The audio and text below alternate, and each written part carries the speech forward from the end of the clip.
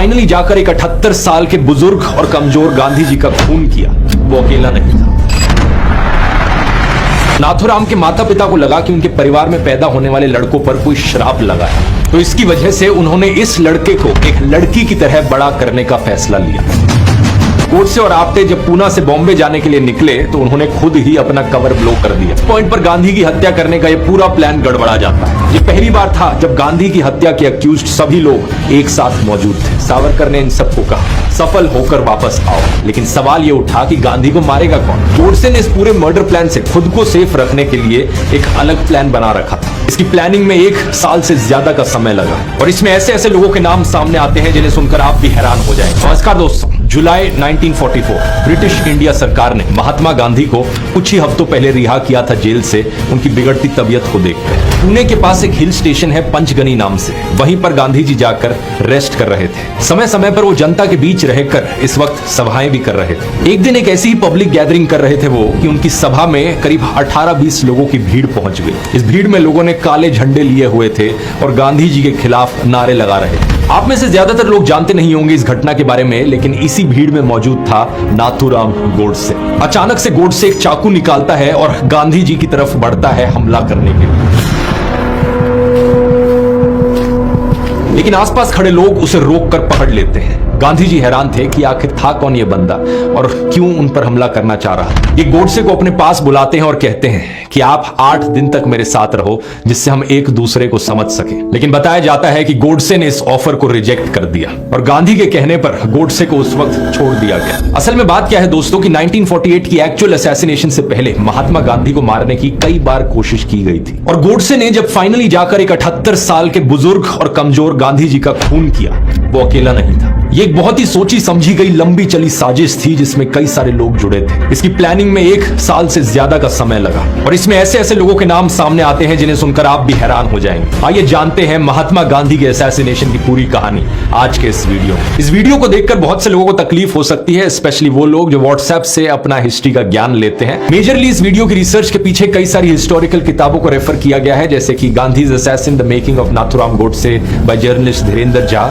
इसके अलावा एक किताब है the murderer the monarch and the fakir, a new investigation of Mahatma Gandhi's assassination. इसके अलावा कई और रिसर्च पेपर्स और आर्टिकल्स का भी इस्तेमाल किया गया है। सबसे पहले नाथूराम गोडसे के बारे में थोड़ा जानते हैं। आखिर कौन था ये इंसान? गोडसे का जन्म हुआ था 19 मई 1910 को। अपने माता पिता को पैदा होने वाली ये चौथी संतान थी, लेकिन इससे पहले जितने भी लड़के पैदा हुए थे वो बचपन में ही मर गए थे, जबकि उनकी लड़की जिंदा रही। तो नाथूराम के माता पिता को लगा कि उनके परिवार में पैदा होने वाले लड़कों पर कोई श्राप लगा है, तो इसकी वजह से उन्होंने इस लड़के को एक लड़की की तरह बड़ा करने का फैसला लिया। सही सुना आपने, बचपन में ही नाथूराम के नाक छिदवा दिए गए थे ताकि उसे एक नोज रिंग पहनाई जा सके। हिंदी में नोज रिंग को नथ कहते हैं। स्कूल जाने से पहले तक ये सिर्फ लड़कियों के ही कपड़े पहना करता था और इसे लड़की की तरह ही ट्रीट किया जाता था। असलियत में इस लड़के का जो ऑफिशियल नाम था वो था रामचंद्र विनायक गोडसे, लेकिन नथ पहनने की वजह से इसका नाम नाथूराम पड़ गया। स्कूल में नाथूराम ने 5th क्लास तो पास करी, लेकिन ये 10वीं फेल हो गया। 1929 के अराउंड 10वीं फेल होने के बाद ये रत्नागिरी चला गया।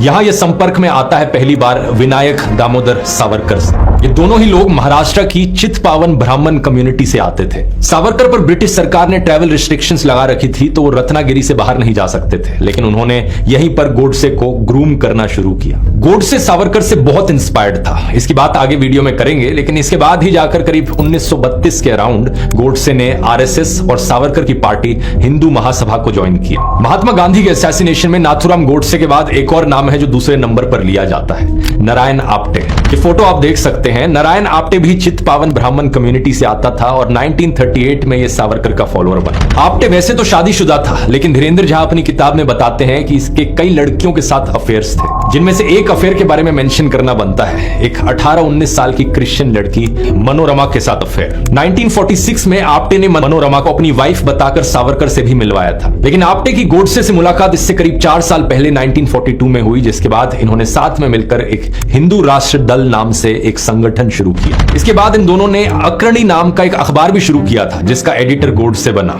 ये वही अखबार था जिस पर बाद में जाकर इसके एंटी मुस्लिम स्टांस की वजह से इस पर पेनल्टी भी लगी थी। इसी अखबार में गांधी जी के खिलाफ नफरत उगलने वाले आर्टिकल्स छपते थे। एक आर्टिकल इसमें छपा जिसकी हेडलाइन थी गांधी आत्महत्या कर लो, जिसमें गांधी को इंडियन पॉलिटिक्स से अलग होने की सलाह दी गई। गोडसे के दिमाग में किस हद तक नफरत भरी हुई थी और वो किस तरीके का आदमी था, यह आपको इस बात से पता लग सकता है कि दिसंबर 1946 में उसने चाकू निकालकर हिंदू महासभा के उस वक्त के प्रेसिडेंट एलबी भोपटकर को मारने की कोशिश करी। इसके पीछे कारण था कि गोडसे की बात नहीं सुनी जा रही थी पार्टी में। पार्टी के लोगों को गोडसे की विचारधारा बहुत एक्सट्रीमिस्ट लगती थी।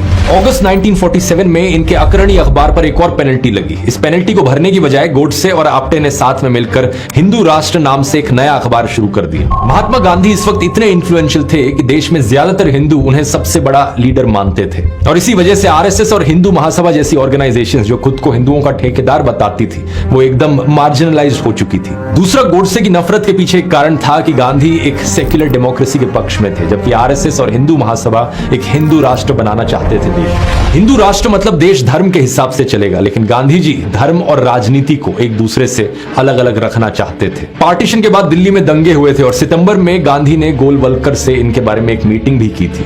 गांधी ने उस वक्त गोलवलकर को सीधा कहा था कि आरएसएस के हाथ खून से सने हुए हैं और इसके बाद गांधी जी ने खुद प्रयास करना शुरू किया देश में रिलीजियस हार्मनी बढ़ाने के लिए।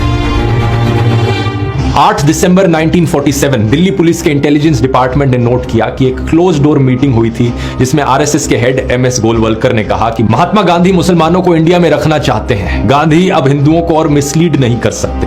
हमारे पास तरीके हैं जिससे ऐसे लोगों को तुरंत चुप कराया जा सकता है, लेकिन हमारा ट्रेडिशन नहीं है। लेकिन अगर मजबूर किया गया तो हमें यह रास्ता भी चुनना पड़ेगा। गोलवलकर के इस बयान के सिर्फ 3 हफ्ते बाद नाथुराम गोडसे, नारायण आप्टे और करकरे गांधी की हत्या की साजिश में लग गए।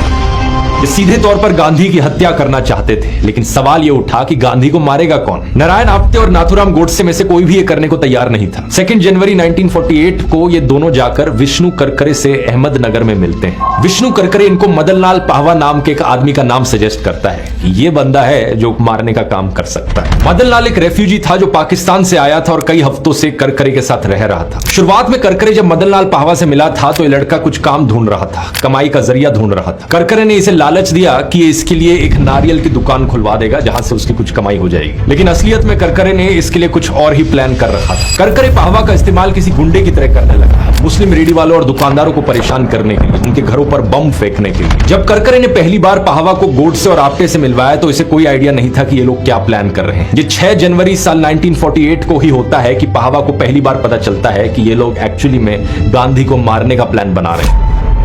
लेकिन पाहवा को अभी भी नहीं बताया जाता कि गांधी को गोली मारने का काम ये उसी से ही करवाना चाहते हैं। लेकिन गोली मारने के लिए एक रिवॉल्वर की जरूरत होगी और रिवॉल्वर का इंतजाम तो कई महीनों पहले ही किया जा चुका था। बात है 8 अगस्त 1947 की। आजादी मिलने से ठीक एक हफ्ते पहले एयर इंडिया का विमान DN-438 बॉम्बे से दिल्ली के लिए उड़ान भरता है। इस हवाई जहाज में 3 लोग बैठे हुए हैं। पहले हिंदू महासभा के फाउंडर विनायक दामोदर सावरकर और इनके 2 ट्रस्टेड लेफ्टिनेंट्स नाथुराम गोडसे और नारायण आप्टे। ये लोग हिंदू महासभा की वर्किंग कमेटी मीटिंग के लिए दिल्ली जा रहे थे। इस ट्रिप से पहले नारायण आप्टे महाराष्ट्र के अहमदनगर में जाकर दिगंबर बड़गे से मिले थे। ये शस्त्र भंडार चलाते थे और एक जाने माने हथियारों के डीलर थे। जुलाई 1947 में आप्टे बड़गे से 1200 रुपए में एक स्टेन गन खरीदते हैं। उनके साथ गन खरीदने में विष्णु करकरे भी शामिल थे। जब ये फ्लाइट दिल्ली लैंड करती है तो गोडसे और आप्टे ग्वालियर से आने वाले दत्तात्रेय परचुरे से मिलते हैं जो हिंदू राष्ट्र सेना चलाता था। ये पहली बार था जब गांधी की हत्या के अक्यूज्ड सभी लोग एक साथ मौजूद थे। असलियत में यहीं से ही इस साजिश की शुरुआत हुई थी। नारायण आप्टे लॉजिस्टिक्स के इंचार्ज थे। विष्णु करकरे को जिम्मेदारी दी गई कि वो एक आदमी को ढूंढे जो गांधी की हत्या करेगा और विनायक दामोदर सावरकर, देखिए किताब में क्या लिखा है, इनकी गाइडिंग स्पिरिट थे। अब जनवरी 1948 वाली टाइमलाइन पर वापस आए तो 9 जनवरी को ये लोग बड़गे से मिलते हैं और बड़गे के घर पर हथियारों का इंस्पेक्शन किया जाता है। बड़गे और उसके हेल्पर शंकर ने इनको एक हैंड ग्रेनेड, 2 रिवॉल्वर्स और एक गन कॉटन स्लैब दिखाए और इनको चलाने का प्रोसेस भी समझाया। अब दिलचस्प बात यह है कि गोडसे ने इस पूरे मर्डर प्लान से खुद को सेफ रखने के लिए एक अलग प्लान बना रखा था, अपनी एक एलिबाई बना रखी थी। वो ऐसा दिखाना चाहता था कि 20 जनवरी के दिन जब गांधी को मारा जाएगा मदनलाल पाहवा के द्वारा, वो नागपुर में होगा, एक शादी अटेंड कर रहा होगा। इस शादी का बहाना उसने ढूंढा ताकि वो दिल्ली में ना होने की बात को साबित कर पाए और गांधी हत्या के बाद खुद को बचा पाए। लेकिन 14 जनवरी को गोडसे और आप्टे जब पूना से बॉम्बे जाने के लिए निकले तो उन्होंने खुद ही अपना कवर ब्लो कर दिया। उनकी सीट के सामने शांता मोदक नाम की एक मराठी फिल्म एक्ट्रेस बैठी थी। नारायण आप्टे ने उनसे बात करनी शुरू करी और अपने आप को हिंदू राष्ट्र का मालिक और गोडसे को उसका एडिटर बताया। इन्होंने शांता के साथ कॉफी भी पी और बातों बातों में यह भी बता दिया कि बॉम्बे के शिवाजी पार्क में सावरकर सदन जा रहे हैं। शांता ने इन्हें लिफ्ट ऑफर करी और सावरकर सदन छोड़ दिया। 14 जनवरी 1948 शाम के 7:30 बजे गोडसे और आप्टे सावरकर सदन पहुंचकर सावरकर के साथ मीटिंग करते हैं। इसके बाद शाम के 8:15 पर ये सावरकर सदन से बाहर निकलते हैं और वहां दिगंबर बड़गे से मिलते हैं। बड़गे ने इनको बताया कि वो हथियार ले आया है। आप्टे पहले सावरकर सदन गया, लेकिन वहां उसको हथियार रखने के लिए कोई सेफ जगह नहीं मिली। ना ही इसे लगा कि हिंदू महासभा का ऑफिस हथियार रखने के लिए सेफ जगह थी। इसी के बाद ही आप्टे ने बॉम्बे के भुलेश्वर मंदिर के दीक्षित महाराज के यहाँ हथियार रखने का फैसला किया। ये इसलिए किया गया क्योंकि मंदिर पर पुलिस रेड पड़ने की संभावना कम थी। देखो वैसे कितने बड़े कट्टर हिंदू थे ये कि मंदिर जैसे पवित्र स्थान का इस्तेमाल कर रहे थे हथियार रखने के लिए। मंदिर में इन्होंने दीक्षित महाराज से एक रिवॉल्वर भी मांगी और एक अमेरिकन रिवॉल्वर अरेंज भी कर दी गई थी इनके लिए, लेकिन उसके लिए 500 रुपए मांगे थे महाराज ने। गोडसे और आप्टे सोच रहे थे हमें फ्री में ही मिल जाएगी, लेकिन ऐसा नहीं हुआ, तो इसलिए ये डील नहीं हो पाई। इसके बाद आप्टे ने करकरे को हथियार दे दिए और पाहवा के साथ ये बैग लेकर दिल्ली जाने को कहा। अभी तक भी पाहवा को यह नहीं पता था कि ये लोग गोली मारने का काम उससे करवाना चाह रहे हैं। नाथुराम गोडसे इस समय एक से एक छोटे से छोटा हुआ खर्चा अपनी नोटबुक में लिख रहा था। टैक्सी वाले ने कितने पैसे लिए, हथियार खरीदने में कितने पैसे लगे। यही नोटबुक बाद में पुलिस के हाथ लगती है, जिसकी वजह से आज ये सारी चीजें हम जानते हैं। अगर पाहवा गांधी को मारने में फेल हो जाता तो इसके लिए नारायण आप्टे ने एक दूसरा प्लान बी भी बना रखा था। प्लान बी के अनुसार वो गांधी की हत्या बड़गे से करवाना चाहते थे। बड़गे को कन्विंस करना इतना मुश्किल नहीं था। आप्टे ने सीधा कहा कि गांधी को मारने की ये जिम्मेदारी मुझे सीधा सावरकर ने दी है। इसके बाद नाथुराम गोडसे पूना जाता है और अपने छोटे भाई गोपाल गोडसे को भी इस प्लान में शामिल कर लेता है।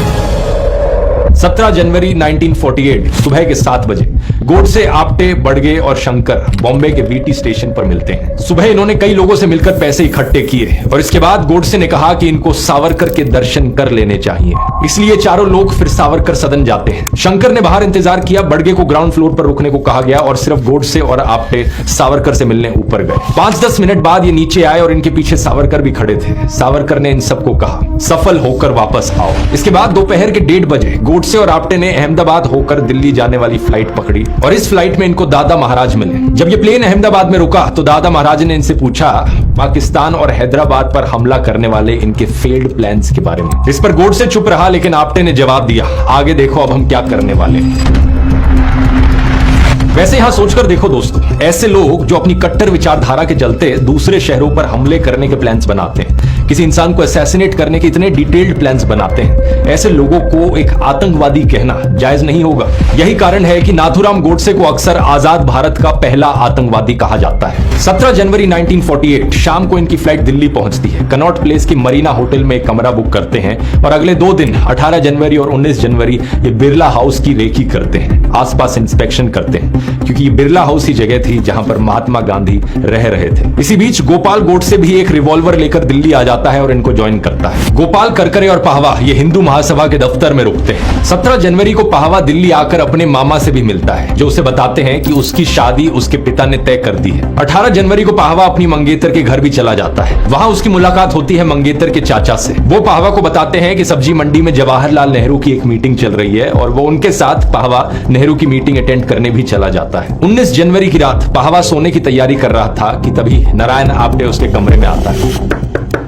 प्लान यह था कि 20 जनवरी को गांधी की हत्या करी जाएगी, लेकिन सिर्फ उससे पिछली रात 19 जनवरी को ही पाहवा को बताया जाता है कि ये सारे लोग चाहते हैं कि पाहवा ही गोली चलाए गांधी पर। रात को आप्टे आकर जब करकरे से इसके बारे में बात करते हैं और पाहवा को पहली बार ये बताया जाता है तो पाहवा ये करने से सीधे तौर पर मना कर देता है। पाहवा कहता है कि ऐसा नहीं कि वो गांधी का समर्थक बन गया है, लेकिन उसकी जिंदगी में प्रायोरिटीज कुछ और है। वो अपने पिता की पसंद की गई लड़की से शादी करने की सोच रहा है और इस तरीके से ऐसा काम करके अपनी जिंदगी को तबाह कर दे वो किसी भी हालत में नहीं करना चाहेगा। इस पॉइंट पर गांधी की हत्या करने का यह पूरा प्लान गड़बड़ा जाता है। गोडसे खुद से गोली चलाने को तैयार नहीं था, तो प्लान बी के अनुसार नारायण आप्टे ने बड़गे को यह जिम्मेदारी दी। पाहवा को पूरी तरीके से इस प्लान से हटाया नहीं गया, कहीं वो किसी और को जाकर इस प्लान के बारे में ना बता दे, तो इसलिए उसे कुछ और जिम्मेदारी दी गई। उसको बिरला हाउस के प्रेयर ग्राउंड्स के बाहर गन कॉटन स्लैब से एक धमाका करके डिस्ट्रैक्शन करने की जिम्मेदारी दी। प्लान यह था कि पाहवा यहां पर धमाका करेगा, इसके बाद बाकी लोग हैंड ग्रेनेड्स फेंकेंगे और इसी भगदड़ में बड़गे गांधी को जाकर गोली मार देगा। लेकिन 20 जनवरी का जब यह दिन आता है तो प्लान बी भी गड़बड़ा जाता है। बाहर सबसे पहले पाहवा एक धमाका तो कर देता है, लेकिन बड़गे आखिरी मूवमेंट पर डर जाता है। वो अपनी रिवॉल्वर को टैक्सी की बैक सीट के नीचे छुपा देता है, जिस टैक्सी में इनका भागने का प्लान था। इतने में नाथूराम गोडसे, नारायण आप्टे और गोपाल गोडसे टैक्सी में बैठकर भाग जाते हैं। ये वही टैक्सी थी। इस टैक्सी की बैक सीट के नीचे जब वो देखते हैं तो इन्हें वहां पर वही रिवॉल्वर मिलती है। इतने में जब बड़गे बाहर आता है तो उसे दिखता है कि ना तो गोडसे भाई यहाँ पर है, ना आप्टे यहाँ पर है, और ना ही टैक्सी है। इस पॉइंट पर बड़गे को समझ में आता है कि ये लोग इसे फंसाकर खुद भागना चाह रहे थे। कुछ देर बाद ये सब वापस हिंदू महासभा के ऑफिस में मिलते हैं और आप्टे और गोडसे पूछते हैं बड़गे से कि क्या हुआ। बड़गे जवाब में इनको गंदी गंदी गालियां देता है और वहां से निकल जाता है। दूसरी तरफ बिरला हाउस में धमाके की वजह से भगदड़ जरूर मची थी। पुलिस पाहवा को पकड़ लेती है। महात्मा गांधी भी उस वक्त वहीं पर बैठे थे। धमाके के बाद वो कहते हैं डरने की जरूरत नहीं, ऐसे ही हम डर जाएंगे तो सचमुच यहाँ कुछ हो जाए तो हमारा हाल कैसा होगा। कुछ नहीं हुआ है। इस घटना का एक्चुअल वीडियो फुटेज हमारे पास मौजूद है, जिसे आप स्क्रीन पर देख सकते हैं। ऐसे हम डर जाएंगे तो सचमुच यहाँ कोई हो जाए तो हमारा हाल कैसा होगा। सुनो सुनो सुनो, सब सुनो, कुछ नहीं हुआ है। गांधी जी ने अगले दिन यह भी कहा, जिस भाई ने यह काम किया है उससे आपको नफरत करने की कोई जरूरत नहीं। मैंने इंस्पेक्टर से यह कहा है कि उसे सताया ना जाए। हम सब ईश्वर से प्रार्थना करेंगे कि ईश्वर उसे सन्मति दे। In the midst of death life persist, in the midst of untruth truth persist, in the midst of darkness light persist. इस फेल्ड असैसिनेशन अटेम्प्ट के बाद गोडसे और आप्टे मुंबई आ जाते हैं 23 जनवरी 1948। ये दोनों मिलकर फैसला करते हैं कि अब गोडसे खुद ही गांधी को मारेगा। आप्टे और करकरे इसे सपोर्ट देने के लिए वहां पर जाएंगे, लेकिन अब तक पुलिस इनको ढूंढने लग गई थी। पाहवा ने पुलिस इंटरोगेशन के दौरान पुलिस को सब कुछ बता दिया। अहमदनगर के करकरे सेठ और पुणे के हिंदू राष्ट्र के एडिटर, पब्लिशर और एडिटर के छोटे भाई, ये सब गांधी को मारने का प्लान बना रहे थे। साथ में इनके एक दाढ़ी वाला वेपन सप्लायर और उसके नौकर के बारे में भी बताया। गोडसे, आप्टे और करकरे इसके बाद अंडरग्राउंड होकर काम करने लगे। 25 जनवरी को ये एल्फिनस्टोन होटल में मिलते हैं। गोडसे को लग रहा था कि उसके पास जो रिवॉल्वर है वो बहुत ज्यादा काम की नहीं है, तो वो ग्वालियर गया। वहां पर परचुरे ने उसके लिए एक फुली लोडेड ऑटोमेटिक बेरेटा पिस्तौल अरेंज करा दी। शाम को करकरे गांधी की प्रेयर मीटिंग्स को जाकर सिक्योरिटी अरेंजमेंट्स को देखकर आता है। अगला दिन 30 जनवरी शाम को 5 बजे गांधी जी की प्रेयर मीटिंग शुरू होने वाली थी। इससे 10 मिनट पहले ही गोडसे वहां पर पहुंच गया था। उस दिन गांधी जी की सरदार पटेल के साथ एक मीटिंग हुई थी शाम के 4:30 बजे। ये मीटिंग 5:10 पर खत्म होती है। इस वक्त उनसे गुजरात के काठियावाड़ के 2 नेता मिलने आए थे, तो उनकी ग्रैंड नीस मनु ने पूछा कि क्या वो उनसे मिलेंगे। इस पर गांधी जी ने कहा, उन्हें कह दो कि अगर मैं जिंदा रहा तो प्रार्थना के बाद वो मेरे साथ मेरी वॉक पर बात कर सकते हैं। जब तक गांधी जी बाहर निकले वो 15 मिनट लेट थे। वो अपनी ग्रैंड नीसेस मनु और आभा के कंधों पर हाथ रखकर प्रेयर मीटिंग में एंटर हुए।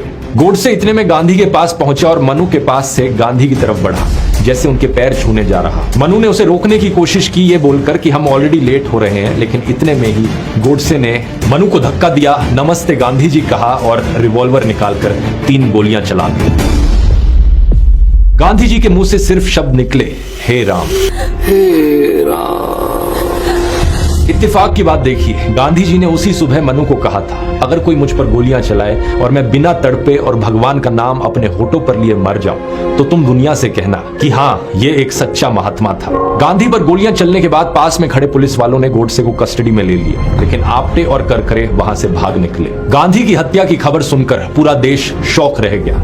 प्रधानमंत्री जवाहरलाल नेहरू ने कहा, the light has gone out of our lives and there is darkness everywhere. इस चीज का भी ओरिजिनल ऑडियो मौजूद है जो आप सुन सकते हैं। The light has gone out of our lives and there is darkness everywhere. ये बात पता चलते ही कि इस हत्या के पीछे हिंदू महासभा और नाथूराम गोडसे हैं। हजारों लोगों की भीड़ सावरकर सदन के बाहर इकट्ठी हो गई। इमारत पर आग लगाने की कोशिश की गई, लेकिन सही समय पर पुलिस ने आकर ऐसा करने से रोक दिया। नागपुर में भी आरएसएस हेडक्वार्टर्स और गोलवलकर के घर पर पत्थर फेंके गए। देश भर में आरएसएस और हिंदू महासभा के ऑफिस पर हमला हुआ। इनके लोग अपनी जान बचा के भागने लगे, छुपने लगे। गोडसे और सावरकर जैसे लोगों ने सोचा था कि गांधी की हत्या करके ये हिंदुओं को अपने पक्ष में ले लेंगे और लोग इनके सपोर्ट में खड़े हों, लेकिन नतीजा इसका उल्टा ही हुआ। गांधी की हत्या करके गोडसे ने गांधी को और भी महान बना दिया और उनकी विचारधारा को और भी मजबूत। आरएसएस और हिंदू महासभा के लोगों ने सपनों में भी नहीं सोचा था कि उनके खिलाफ इतना बड़ा रिएक्शन देखने को मिलेगा जनता में। 24 घंटों के भीतर उनकी स्थिति इतनी खराब हो गई थी कि वो अपने आप को बचाने के तरीके ढूंढने लगे। 31 जनवरी 1948 गोलवलकर ने अगले दिन एक रिटन स्टेटमेंट दी जिसमें वो गांधी को द ग्रेट महात्मा कहते हैं। वो ऐसा दिखाने लगे कि देखो मैं तो गांधी को सपोर्ट करता था, लेकिन इस हत्या से पहले वो गांधी के खिलाफ सिर्फ और सिर्फ जहर उगलते थे। आरएसएस ने अपने आप को बचाने के लिए ये तक कह दिया कि हम तो गांधी के आदर्शों में मानते हैं। जब 31 जनवरी को पुलिस वाले सावरकर के घर गए तो सावरकर ने सीआईडी के डिप्टी कमिश्नर से पूछा कि क्या वो उनको अरेस्ट करने आए हैं, जबकि पुलिस वहां सिर्फ सर्च करने गई थी। आरएसएस और हिंदू महासभा ने गोडसे को पूरी तरीके से डिसोन कर दिया। ये तो हमारा आदमी ही नहीं था। गोडसे को पकड़कर पहले तुगलक रोड थाने में लाया गया, जहां उससे पूछताछ हुई और उसके बाद पार्लियामेंट स्ट्रीट पुलिस स्टेशन में उससे लंबी पूछताछ की गई। 31 जनवरी को उसे मैजिस्ट्रेट के सामने लाया गया, जिसके बाद उसे पुलिस कस्टडी में भेज दिया गया। शाम तक गोडसे अनईजी होने लगा था। उसे लगा था कि वो गांधी जी को मारने के बाद हीरो बन जाएगा और हिंदू और सिख रेफ्यूजीज उसके सपोर्ट में खड़े होंगे, लेकिन ऐसा कुछ भी नहीं हुआ। जो लोग गांधी के पहले ज्यादा खिलाफ भी थे वो भी अब गांधी के सपोर्ट में खड़े होने लगे। इसके बाद 4 फरवरी साल 1948 सरदार पटेल के फैसले पर भारत सरकार आरएसएस को बैन कर देती है पूरे देश भर में। इस बैन को सिर्फ अगले साल 1949 में ही हटाया जाता है, इस कंडीशन पर कि आरएसएस खुद को पॉलिटिकल एक्टिविटीज से दूर रखेगी। वो देश के कॉन्स्टिट्यूशन को अडॉप्ट करके सिर्फ एक कल्चरल ऑर्गेनाइजेशन के तौर पर काम करेगी। लेकिन दिलचस्प बात यह है कि ये सिर्फ 26 जनवरी साल 2002 में ही होता है कि आरएसएस के हेडक्वार्टर्स में पहली बार इंडिया का झंडा लहराया जाता है। इससे पहले वो सिर्फ अपना सैफरन फ्लैग लहराते थे। जमशेद दोराब नगरवाला बॉम्बे सीआईडी के डिप्टी कमिश्नर, ये वही इंसान थे जिन्होंने 20 जनवरी को पाहवा को पकड़ा था। इन्हीं की टीम होती है जो 31 जनवरी को सुबह के 5:30 बजे बड़गे को भी पकड़ती है। 5 फरवरी को ये गोपाल गोडसे को भी ढूंढ निकालते हैं, लेकिन आप्टे और करकरे अभी भी गायब थे। इसी बीच नाथूराम ने पुलिस को आप्टे की गर्लफ्रेंड मनोरमा के बारे में बताया और मनोरमा को ट्रैक करके पुलिस ने आप्टे और करकरे को भी ढूंढ निकाला। अब नाथूराम, आप्टे, करकरे, गोपाल, पाहवा, बड़गे और शंकर सब जेल में थे। 27 फरवरी साल 1948 होम मिनिस्टर वल्लभ भाई पटेल ने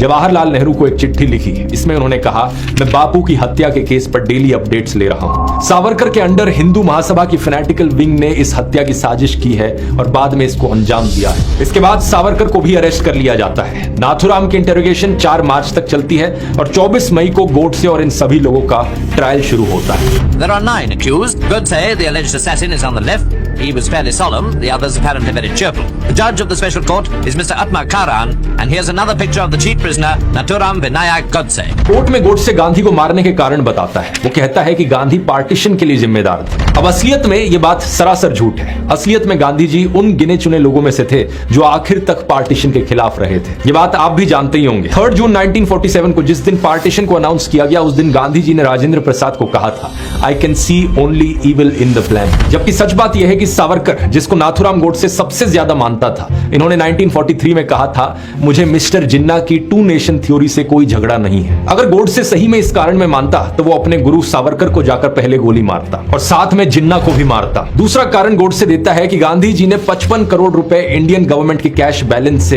पाकिस्तान को देने के लिए फास्ट किया। ये वाला कारण भी झूठा है। असलियत में गांधी जी ने जो अनशन किया था वो दोनों धर्मों के लोगों के बीच शांति के लिए किया था। On the 5th day of Gandhi's latest fast, a crowd of something like 300,000 people assembled in Delhi for a special meeting to be addressed by Maulana Azad, Minister of Education in the government of the Dominion of India. He announced Gandhi's conditions for breaking his fast, which had been undertaken in order to bring about Hindu-Muslim peace. Bharat सरकार द्वारा उस समय जारी किए गए press notice में गांधी जी द्वारा पाकिस्तान को 55 करोड़ देने की मांग का कोई जिक्र नहीं है। जिस अनशन की गोडसे बात कर रहा था वो जनवरी 1948 में हुआ था, लेकिन असलियत में गांधी को मारने का प्लान जुलाई 1947 से ही बनाया जा रहा था इन लोगों के द्वारा। तीसरा बहाना कोर्ट में गोडसे देता है गांधी जी के एंटी हिंदू होने का। अब इस पर तो क्या ही कहा जाए। गांधी जी ने पूरी जिंदगी हिंदुइज्म को प्रैक्टिस किया था। अपनी सभाओं में, मीटिंग्स में, अपनी किताबों में वो कॉन्स्टेंटली भगवत गीता की टीचिंग्स की बात करते हैं। और एक ऐसा आदमी उन्हें एंटी हिंदू कह रहा है जो हिंदू मंदिरों का इस्तेमाल कर रहा था अपने हथियारों को छिपाने के लिए। इसके बारे में डॉक्टर राम मनोहर लोहिया ने 1950 में लिखा था कि गांधी जी की हत्या के पीछे हिंदू मुस्लिम की बात नहीं थी। असलियत में ये लड़ाई थी एक्सट्रीमिस्ट हिंदूज और लिबरल हिंदूज की। गांधी जी जैसे हिंदूज जो टॉलरेंस और भाईचारे में विश्वास रखते थे, जो सभी जातियों को, औरतों को एक बराबर लाना चाहते थे। इस बात से ये एक्सट्रीमिस्ट हिंदूज बहुत नाराज थे। ये लोग कास्ट सिस्टम को बरकरार रखना चाहते थे, ब्राह्मण जहां ऊपर हो, दलित जहां नीचे हो, औरतों को हमेशा आदमियों के नीचे रखा जा सके। हिंदुइज्म बचाने के नाम पर एक्चुअली में ये कास्ट बचाने की कोशिश कर रहे थे। यही संघर्ष आप आज के दिन भी देख सकते हो देश में। एक तरफ है आम हिंदू लोग जो शांति खुशहाली से जीना चाहते हैं, जो टॉलरेंस और इक्वालिटी में विश्वास रखते हैं, कास्ट सिस्टम में नहीं मानते। दूसरी तरफ है गोडसे की विचारधारा वाले कट्टर हिंदूज जो आजकल ऑनलाइन ट्रोल्स बने फिरते हैं, गाली गलौज करते हैं, औरतों को रेप थ्रेट्स देते हैं, जातिवाद में मानते हैं। यही लोग अक्सर हिंदू राष्ट्र के भी सपने देखते हैं। मुसलमान, क्रिश्चियन, सिख, लोअर कास्ट लोगों के खिलाफ जहर भी उगलते हैं। ये इस लेवल के ब्रेन वॉश्ड हैं कि इनके हिसाब से फर्स्ट कैटेगरी के हिंदू लोग भी एंटी हिंदू हैं। गोडसे भी इसी तरीके से ब्रेन वॉश था और प्रोसिक्यूशन को यह प्रूफ करने में कोई दिक्कत नहीं हुई कि इस साजिश के पीछे गोडसे का ही हाथ था। लेकिन जिस दौरान ये ट्रायल चला, इस साजिश में सावरकर की इन्वॉल्वमेंट को प्रूफ करना मुश्किल रहा। सावरकर ने अपने आप को बचाने के लिए कहा कि वो बीमार थे और साल भर से गोडसे और आप्टे से नहीं मिले थे। बढ़ के जब पुलिस का इन्फॉर्मर बन गया तो उसने सावरकर के इस साजिश में शामिल होने के कई इंसिडेंट्स बताए, जैसे कि सावरकर सदन में हथियार छुपाने की कोशिश, दिल्ली जाने से पहले सावरकर से मिलना और सावरकर का सफल होकर वापस आओ कहना। इसके अलावा ट्रेन में गोडसे को मिली एक्ट्रेस शांता मोदक ने भी इस बात की गवाही दी कि उन्होंने गोडसे और आप्टे को सावरकर सदन छोड़ा था। लेकिन कोर्ट में बैठे जज का यह मानना था कि सिर्फ बड़गे की बात पर सावरकर को सजा नहीं दी जा सकती थी। सावरकर के बॉडीगार्ड ने बॉम्बे पुलिस को दी अपनी स्टेटमेंट में कहा कि जनवरी में गोडसे, आप्टे और करकरे 3 बार सावरकर से मिलने आए थे। सावरकर के सेक्रेटरी ने भी कहा अपने बयान में कि जनवरी के पहले हफ्ते में करकरे और एक पंजाबी लड़का और मिडिल ऑफ जनवरी में गोडसे और आप्टे सावरकर से मिलने आए थे। लेकिन इन दोनों लोगों ने कोर्ट में टेस्टिफाई नहीं किया, तो इसीलिए सावरकर किसी भी तरीके की सजा से बच निकले। इस केस में गोडसे और आप्टे को मौत की सजा दी गई। सावरकर को छोड़ दिया गया और बाकी 5 अक्यूज्ड को लाइफ इंप्रिजनमेंट की सजा दी। 10 फरवरी 1949 ये सजा इनको सुनाई जाती है। गोडसे ने इसके खिलाफ 22 फरवरी को शिमला में ईस्ट पंजाब हाई कोर्ट में अपील फाइल की और हाई कोर्ट में गोडसे का केस सुनने वाले जस्टिस GD खोसला ने बाद में अपनी किताब द मर्डर ऑफ द महात्मा में लिखा, गोडसे के कदम लड़खड़ा जाते थे। उसका व्यवहार उसी घबराहट और डर की स्थिति को दिखा रहा था। उसने एक साहसी चेहरा बनाए रखने की कोशिश की, लेकिन उसकी आवाज कांप जाती थी और उसकी एनर्जी खत्म हो चुकी थी। 17 मई को हाईकोर्ट में आर्ग्यूमेंट्स खत्म होने के बाद गोडसे को महात्मा गांधी के बेटे रामदास गांधी की एक चिट्ठी आती है। इसमें वो कहते हैं कि मैंने गवर्नर जनरल ऑफ इंडिया से रिक्वेस्ट की है कि गोडसे को डेथ पेनल्टी नहीं दी जाए। गोडसे ने इस चिट्ठी का जवाब देते हुए कहा, एक इंसान के रूप में मेरे पास कोई शब्द नहीं है जिसमें मैं उन घावों के प्रति अपनी भावना व्यक्त कर सकूं जो आपके और आपके रिश्तेदारों को मेरे हाथों हुए आपके पूजनीय पिता के दुखद अंत से प्राप्त हुए होंगे। गोडसे ने उनको लिखा कि मेरे एग्जीक्यूशन से पहले आकर मुझसे मिले। धीरेन्द्र झा अपनी किताब गांधीज असैसिन में कहते हैं कि गोपाल गोडसे ने भी बाद में लिखा था, यदि हृदय परिवर्तन गांधीवाद का एक मुख्य सिद्धांत था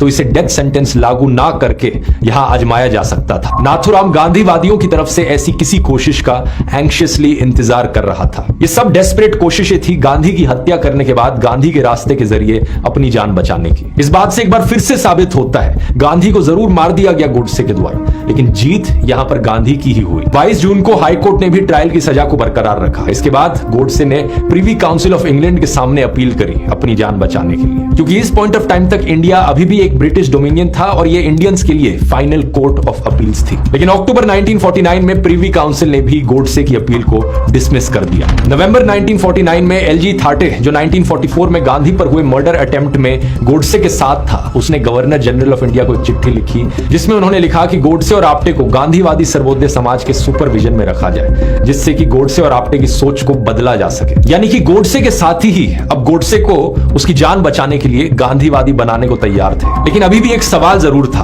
क्या गोडसे को गांधी की हत्या की सजा में फांसी दी जानी चाहिए? क्योंकि अगर गांधी जी सही में जिंदा रहते तो वो इसके खिलाफ होते। ये बात हमें उन पर हुए पुराने असैसिनेशन अटेम्प्ट से भी पता चलती है। इस सवाल पर उस समय के सबसे बड़े गांधीवादियों में से एक किशोरलाल मशरूवाला ने गांधी के द्वारा शुरू किए गए जर्नल हरिजन में एक आर्टिकल लिखा। इन्होंने कहा कि अगर सिद्धांतों के हिसाब से देखा जाए तो महात्मा गांधी के हत्यारों को फांसी देना उनकी ग्लोरी को कम करेगा, इसलिए उनके हत्यारों को जिंदा रखना काफी ग्रेस का काम होगा। लेकिन इसको ऐसे देखा जाएगा कि जैसे सरकार गवर्न करने में इनकेपेबल है, और इसका सीधा मतलब बनेगा कि फांसी की सजा का अंत है ये।